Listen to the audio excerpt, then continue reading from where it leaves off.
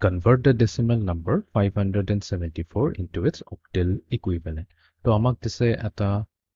decimal number 574 যেহেতু এটো এটা decimal number হয় ইয়াক represent কৰিব কাৰণে আমি কি কৰিম ব্ৰেকেটৰ ভিতৰত লিখি পেলাই সাইডতে 10 লিখি দিম 10 বেস 10 টো এটো ইন্ডিকেট কৰে যে এই নাম্বাৰটো ব্ৰেকেটৰ ভিতৰত থকা নাম্বাৰটো হৈছে এটা decimal number তাক লৈ যাব লাগিব বা ইয়াক কনভাৰ্ট কৰিব লাগিব ইয়াৰ octal equivalent লৈ তো সেই octal equivalent টো আমি ইয়াতে ভিতৰত লিখিম সেম প্ৰসেসৰে ব্ৰেকেট লগাই পেলাই সাইডতে লিখি দিম 8 এতিয়া octal যেহেতু হৈছে octal মানে 8 হৈছে সেইকাৰণে এই 8 টো ৰিপ্ৰেজেন্ট কৰিব এই ভিতৰৰ নাম্বাৰটো হৈছে এটা octal number তো এতিয়া octal number লবলৈ কাৰণে আমি কি কৰিম ইয়াৰ 574 ক আমি 8 ৰে ৰিপিটেডলি ডিভাইড কৰি যাম তো এতিয়া 574 প্ৰথমতে 57 কৰো তো আমি জানো 8 টাইমছ 7 হৈ গল 56 তো 57 ৰ পৰা 56 মাইনাস কৰিলে এটা ৰিমাইন্ডাৰ থাকিব 1 হয় তো আমি কেৰি ফৰ লৈ লওঁ 14 হৈ গল এতিয়া 14 ক 8 ৰে ডিভাইড কৰিবলৈ হলে আমি কি হ'ব 8 টাইমছ 1 এ যাব 8 টাইমছ 1 হৈ গল তো 14 মাইনাস 8 হৈ যাব আমাৰ 6 টা মানে ৰিমাইন্ডাৰ থাকি যাব ইয়াতে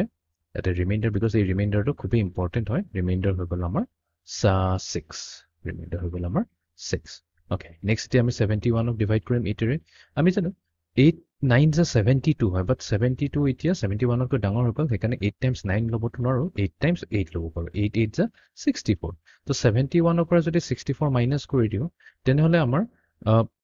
ৰিমাইন্ডাৰ আহিব 7 ওকে ঠিক আছে দেন আমি 8 থাকিলে প্ৰবলেম নাই এতিয়া 8 8 1 is 8 তো তাৰ মানে আমাৰ এতিয়া ৰিমাইন্ডাৰ কি থাকিব ৰিমাইন্ডাৰ থাকিব only 0 and then finally এই 1 টোক আমি ডিভাইড কৰি দিম again 8 ৰে but যেহেতু 1 8 তকৈ সৰু হয়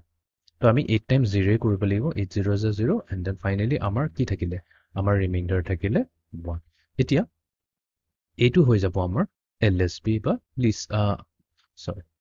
এইটো হৈ যাব আমাৰ MSB বা most significant bit MSB most significant bit হৈ যাব আৰু যোনটো প্ৰথম ৰিমাইন্ডাৰটো পাইছিলো হেতু হৈ যাব আমাৰ least significant bit বা LSB তো MSB ৰে আমি আৰম্ভ কৰিম প্ৰথমতে 1 লম তাৰ পিছত এই 0 টো লম